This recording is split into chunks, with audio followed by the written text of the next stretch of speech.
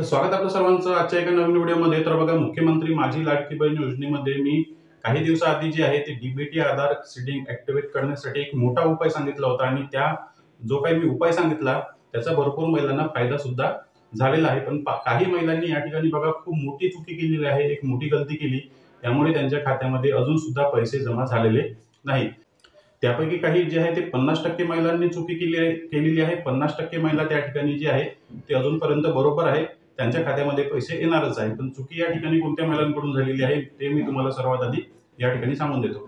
बघा, DBT Aadhaar seeding म्हणजे direct benefit transfer.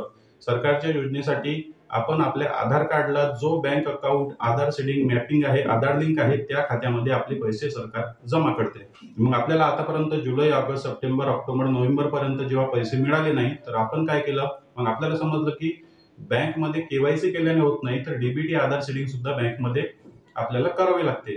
मग आपली जे काही बँक होती, state bank of India, bank of Maharashtra, जे काही तुमच्या बँक होत्या त्या बँकेमध्ये तुम्हाला डीबीटी आधार सीडिंग ऍक्टिव्हेट करून मिळालं नाही। त्यानंतर महिलांना माहित झालं की पोस्ट बँकचं अकाउंट काढल्यानंतर डीबीटी सीडिंग ऑटोमॅटिक ऍक्टिव्ह होते आणि त्या खात्यामध्ये पैसे सुद्धा महिलांचे जमा होत आहेत। या टॉपिकवर सुद्धा मी भरपूर व्हिडिओ टाकलेले आहेत।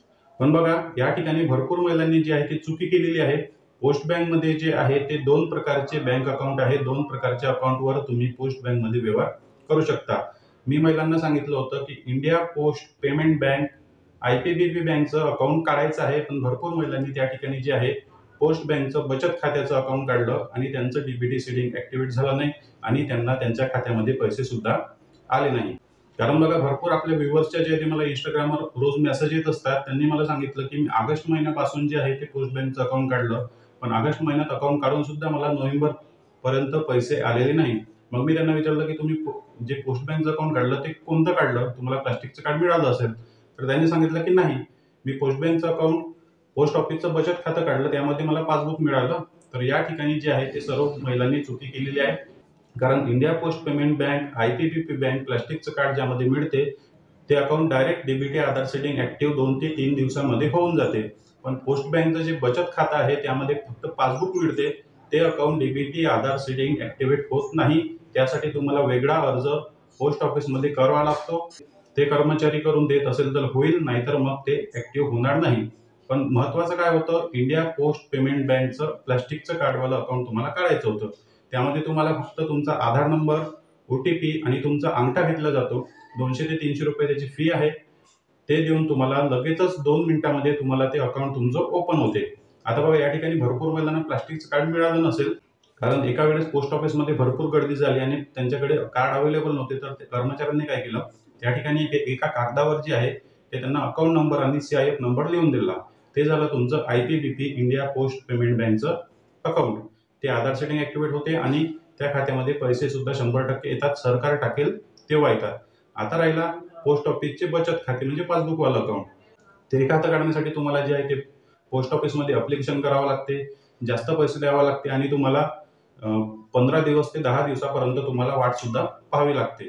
पण ते अकाउंट तुम्हाला कोणत्याच कामाचं नाही। जर तुम्ही बचत खाते काढले असेल, तुम्हाला पासबुक मिळालेलं असेल, तर तुमचं अकाउंट ते तुमच्या कोणत्याच कामाचं नाही। पण सर्वात आधी तुम्ही चेक करा, तुम्ही जर आयपीबीपीचं अकाउंट काढलं असेल किंवा पोस्ट बँकचं बचत खातं काढलं असेल, तर सर्वात आधी तुम्हाला चेक करायचं आहे की आपलं account DBT Aadhaar seeding activate झाला आहे का। मी हा व्हिडिओ टाकलेला आहे, हा व्हिडिओ तुम्ही पाहू शकता। आपल्या चॅनलवर सुद्धा मी व्हिडिओ टाकलेला आहे आणि या व्हिडिओच्या शेवट तुम्हाला बॅनरवर या बाजूला लिंक आहे, त्यावर डायरेक्ट क्लिक करायचं आणि तो व्हिडिओ तुम्हाला दिसेल। मग आता महत्त्वाचा मुद्दा असा आहे की तुम्हाला जे आहे, जर तुम्ही इंडिया पोस्ट पेमेंट बँकचं आयपीबीपी बँकचं खातं काढलं असेल तर तुमच्या खात्यामध्ये नॉर्मली पैसे जमा होणार आणि 100% जमा होणार। बघा, आता काही दिवसाआधी न्यूज आलेली आहे, लवकरच तारीख येणार आहे आणि त्याचप्रमाणे 14,000 करोड रुपयाची तरतूद सुद्धा मुख्यमंत्र्यांनी केलेली आहे। मुख्यमंत्री माझी लाडकी बहीण योजनेसाठी ज्यांना अजूनपर्यंत एकही रुपया मिळाला नाही त्यांना सुद्धा पैसे येणार आहेत आणि ज्यांना आता डिसेंबर आणि जानेवारी महिन्याची वाट पाहत आहे त्यांना सुद्धा पैसे मिळणार आहेत। पण बघा, बचत खातं काढलं असेल तर पैसे येणार नाही। इंडिया पोस्ट बँकचं प्लास्टिकचं कार्डवालं खातं काढलं असेल तर तुम्हाला 100% पैसे येणार। आता तुम्ही सर्वात आधी चेक करा तुम्ही कोणतं खातं काढलं, त्याआधी डीबीटी आधार सीडिंग तुमचं ऍक्टिव्हेट आहे का हा व्हिडिओ पाहून चेक करा आणि त्यानंतर जर तुमचं डीबीटी आधार सीडिंग ऍक्टिव्हेट झालं असेल तर प्रॉब्लेम नाही, ऍक्टिव्हेट झालं नसेल तर लगेच उद्या पोस्ट बँकमध्ये जाऊन आयपीबीपी इंडिया पोस्ट पेमेंट बँकचं अकाउंट काढून घ्या। जर आपल्याला व्हिडिओ आवडला तर व्हिडिओला लाईक आणि चॅनलला सबस्क्राईब नक्की करा. भेटूया नेक्स्ट व्हिडिओमध्ये. धन्यवाद.